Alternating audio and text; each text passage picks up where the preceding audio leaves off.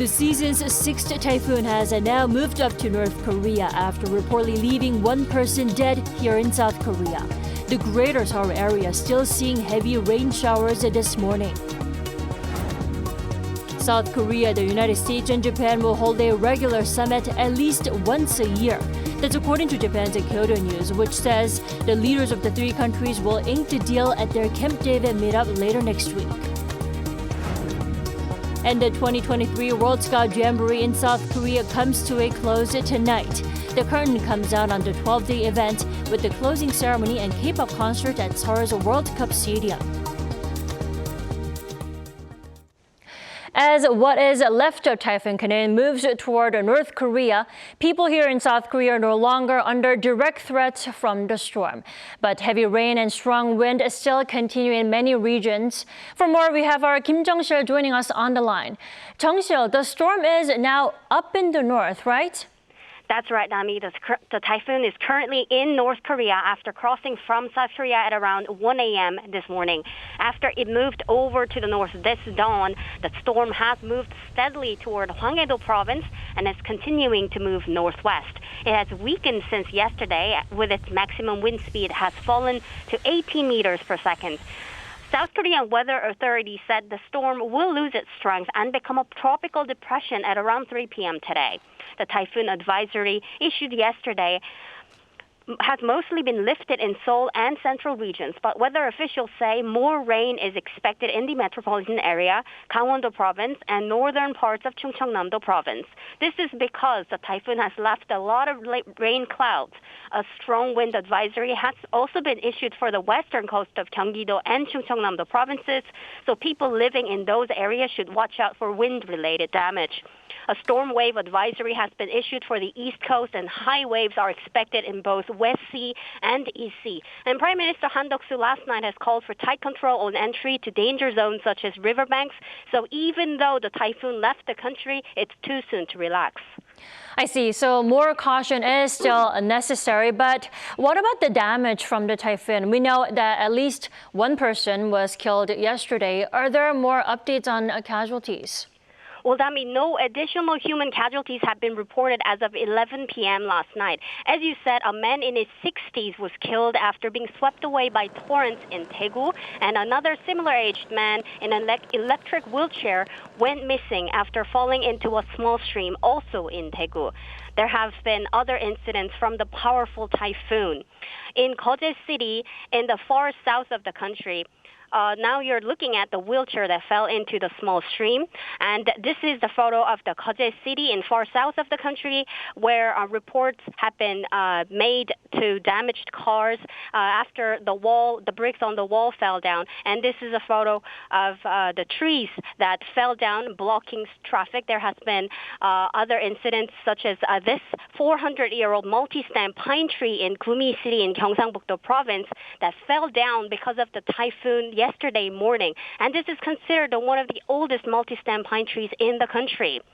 So the storm surely left a lot of damages inside the country, and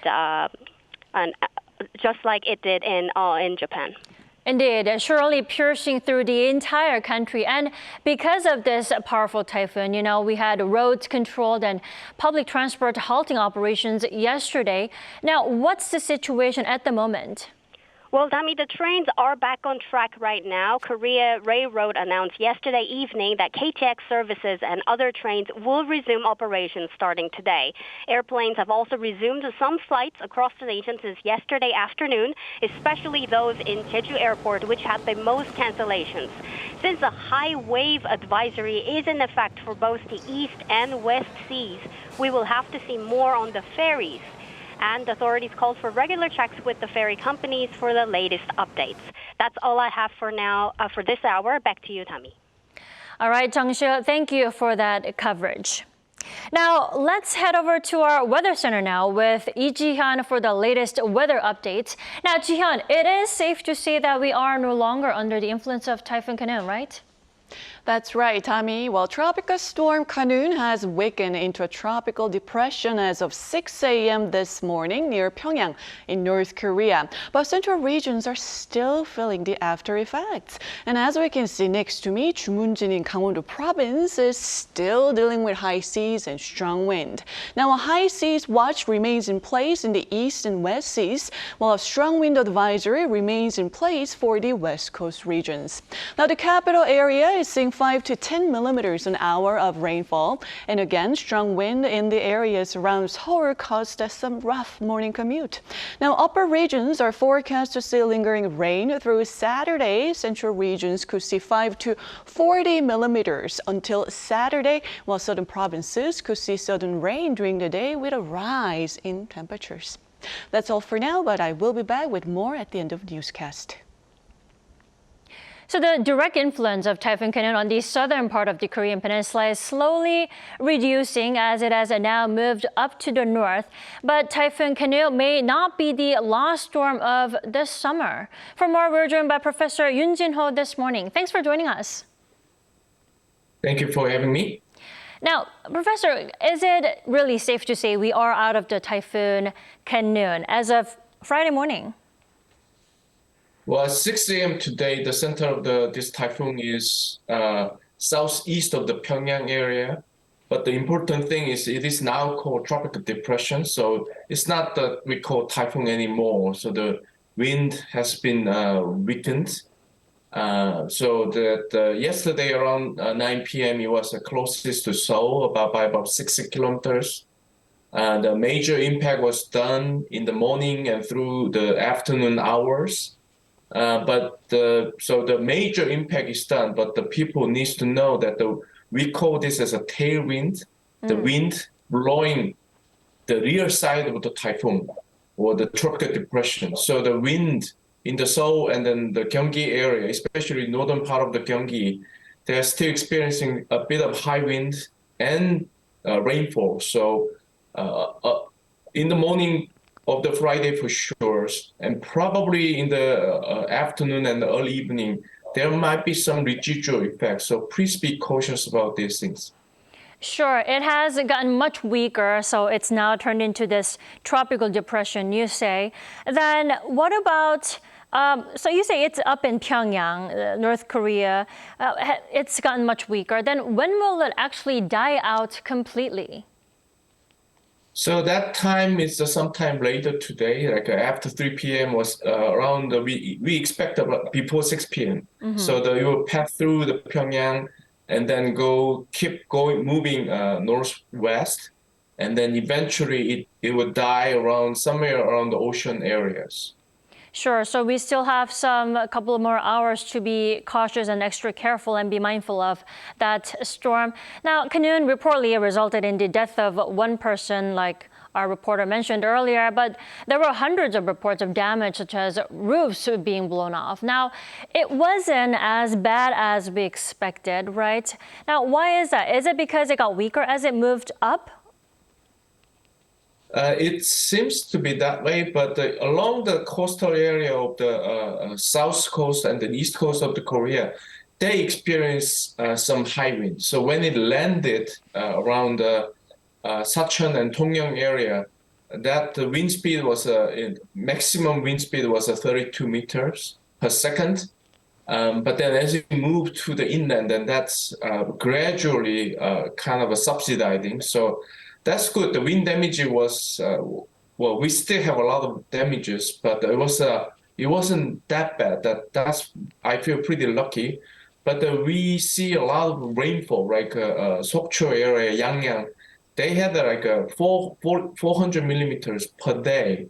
So that's all it's in a way it's record breaking. So that this typhoon is particularly the impact was through the wind and through the rain rather than wind. I think that's what happened. Right, just because we only had one person dead doesn't mean it didn't leave any major damage, right? Now, can we say we're done with tropical storms like Khanun for this summer then? I mean, or is it too early to say that? Yeah, it's too early to say. Unfortunately, that the typhoon season just began. So until like October, we have to watch closely. So on average, Korea experiences 1 to 3 typhoons per year and for this typhoon season. So there might be another one coming. So we have to watch more closely on that. Now, there are speculations and concerns over this Typhoon Khanun, right? What's the projected track of this year's 7th Typhoon Khanun? Where is it now, and how likely is it that it will hit South Korea like Khanun did? Typhoon Khanun is currently in the Pacific Ocean, around 1,500 kilometers away from Japan. Its path is in the northwest, and then it will likely is projected to land south of Tokyo, so even south to like Osaka area. That's the date is around August 15, 16, so that means next Tuesday or Wednesday.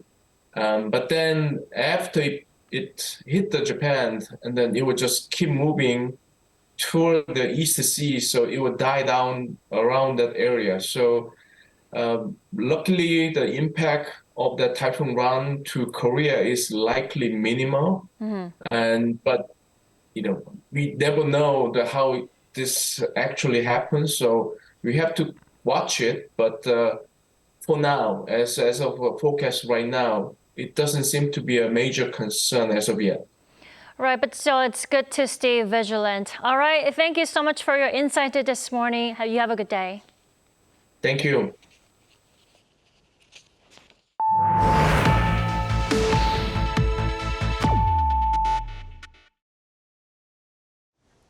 The leaders of South Korea, the U.S. and Japan are planning to meet at least once a year for trilateral talks in order to make their three-way cooperation a regular thing. Now, that's according to Japan's Kyodo News, which reported that the joint statement at the talks at Camp David next Friday will include making the meeting an annual event. Nikkei Asia also reported that the three countries are close to finalizing the document, which could mention North Korea's nuclear program, joint cyber defense, and economic security. Seoul's National Security Advisor Do Tae-yong told reporters last week that a consensus is being formed on holding the yearly trilateral gatherings and that the outcome will likely materialize after the leaders' discussions. And Seoul, Washington, and Tokyo have requested a UN Security Council meeting to jointly discuss human rights issues in North Korea. Now, if it goes ahead, it will be the first North Korean human rights meeting held at the UN Security Council since 2017. According to U.S. Ambassador to the UN, Linda Thomas-Greenfield, on Thursday, the issue of human rights issues in North Korea is closely related to the issue of international peace and security, adding that the three allies want the meeting to take place on August 17th. North Korea has repeatedly rejected accusations of abuses and has instead blamed sanctions for the dire humanitarian situation in the regime. Iran has freed 5 American citizens who had been imprisoned in a deal that will see the U.S. releasing billions of dollars of blocked Iranian funds. The White House confirmed that the U.S. citizens were released from prison and are currently under house arrest in Iran. If the Americans are ultimately allowed to leave the country, the U.S. in return will release $6 billion of Iranian funds that have been sitting in a restricted account in South Korea due to U.S. sanctions. The funds will be mandated for use for humanitarian purposes and non-sanctionable trade. Now, Tehran's Foreign Ministry on Thursday said the process of releasing the funds is underway. And this first step is a rare deal between Washington and Tehran and reportedly comes after 2 years of low-key negotiations.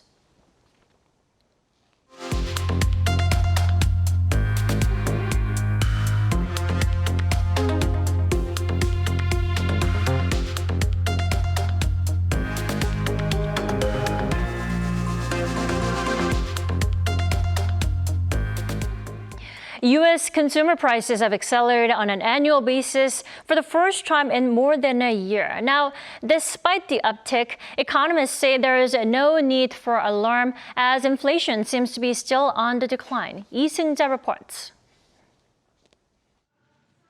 According to data released Thursday by the Bureau of Labor Statistics, U.S. consumer prices rose 3.2% on year in July, up from June's 3% increase.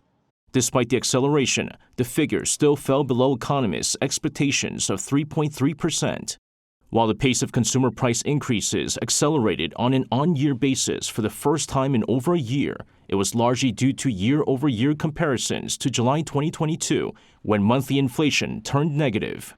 On month, prices rose 0.2% due to rising shelter costs, which accounted for 90% of the total increase.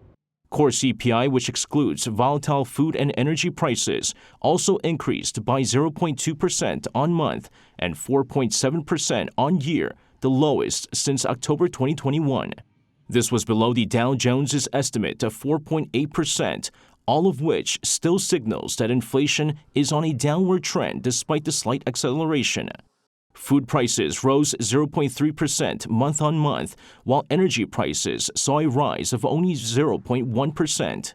The latest data shows that while inflation has significantly dropped since the 40-year highs since last year, it's still above the U.S. Fed's target of 2%.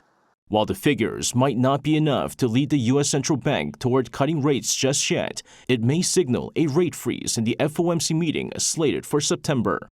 Lee Seung-jae, Arirang News. Here on the local front, a state-run think tank says South Korea's economy will grow 1.5% this year. Now, that's unchanged from its previous forecast. It pointed to signs of recovery with improvement in the chip and auto sectors. Our Lee Soo-jin tells us more. The Korea Development Institute has maintained its economic outlook estimate for this year at 1.5%.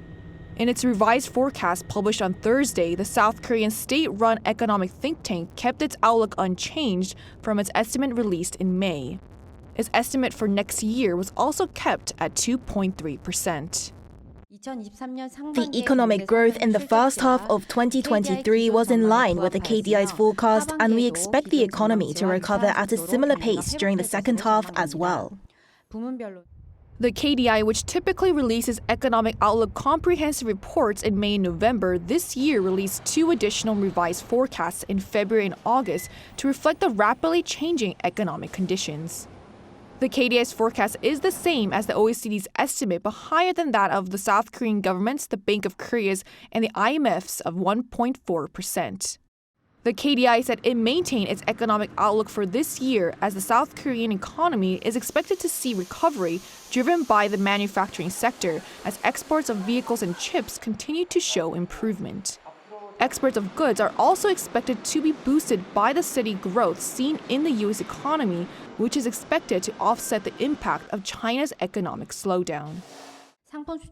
Exports of goods exceeded the forecast mainly thanks to vehicle exports in the first half of the year. For the year, it is expected to rise to 1.4%, surpassing the previous forecast of 0.7%.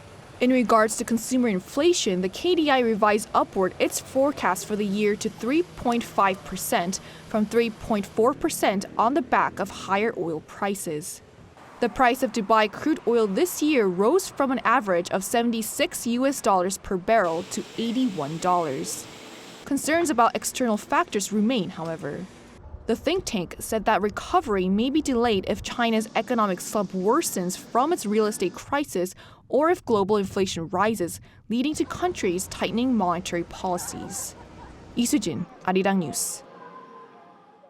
Now, moving on to the 2023 World Cup Jamboree. The young Scots will enjoy a K-pop concert at Seoul World Cup Stadium tonight as the event comes to a close. Scots will enter the stadium in intervals for safety reasons, starting at 2 p.m. until 5:30 p.m., with the closing ceremony to begin at 5:30 and end with a 2-hour K concert starting at 7. A total of 19 K-pop groups, including NCT Dream, New Jeans, and ITZY, will be performing at the concert. With around 43,000 due to attend, everybody will have an assigned seat. Around 40 medical personnel will be dispatched, and 4 emergency centers will be set up while weather conditions are being closely watched by the officials.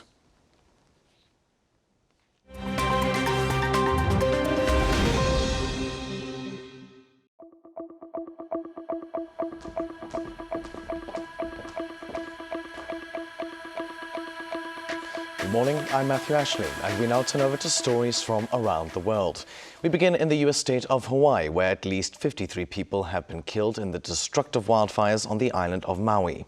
Now, the death toll is expected to rise as search and rescue operations continue. Hundreds of people have lost their homes, and thousands more have been forced to evacuate. Some parts of the island are still without power and mobile phone service due to infrastructure damage. The fires are also impacting Big Island, where evacuations are also underway. But according to the mayor, no deaths there have been reported and no homes have been destroyed. Now, President Joe Biden has declared the wildfires a major disaster. It will free up federal aid and emergency assistance.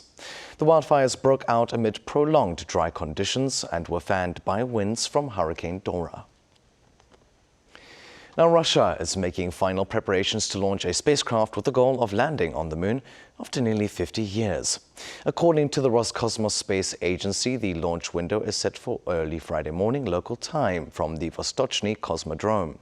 Roscosmos plans to land its Luna 25 craft on the moon's south pole to search for water, an essential component to support potential human bases there.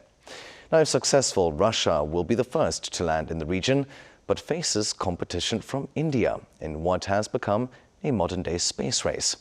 India hopes to land its Chandrayaan-3 craft at the South Pole on August 23rd, from where its crew will also begin the hunt for water. Now, in more space news, Virgin Galactic has launched its first space tourism mission. The successful spaceflight was launched on Thursday from the company's US-based spaceport in New Mexico.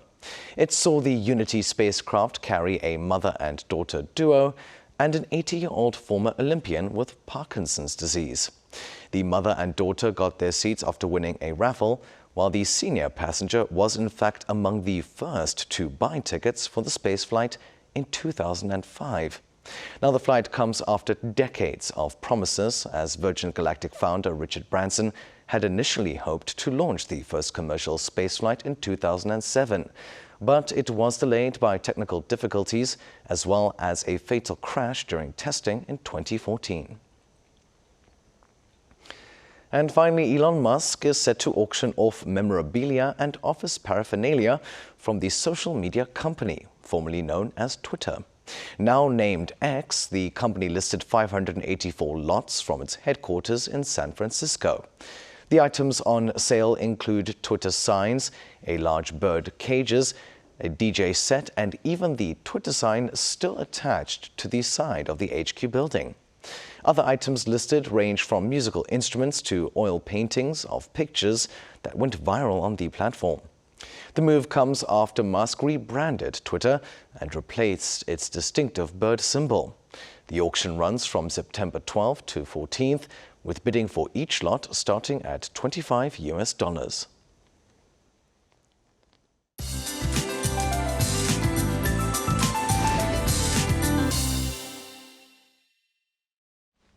Good morning. Tropical storm Khanun had gotten much weaker when it arrived in the capital area last night, and it became a tropical depression this morning in North Korea. But the capital area are still seeing some heavy showers and expect to see 5 to 10 millimeters an hour of rainfall through the morning.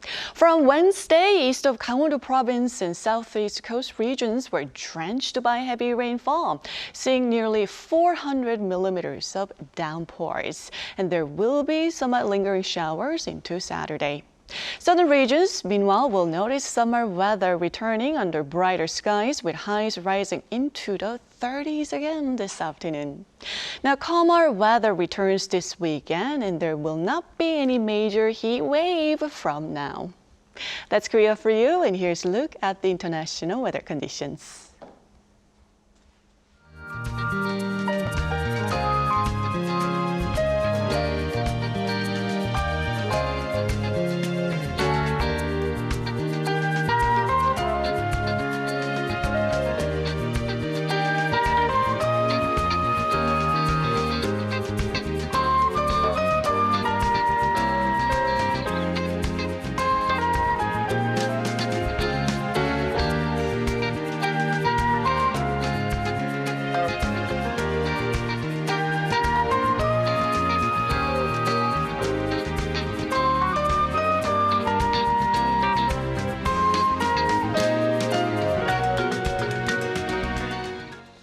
We thank you for watching New Day at Arirang. We'll be back tomorrow next week for a Monday's edition at the same time. Until then, goodbye.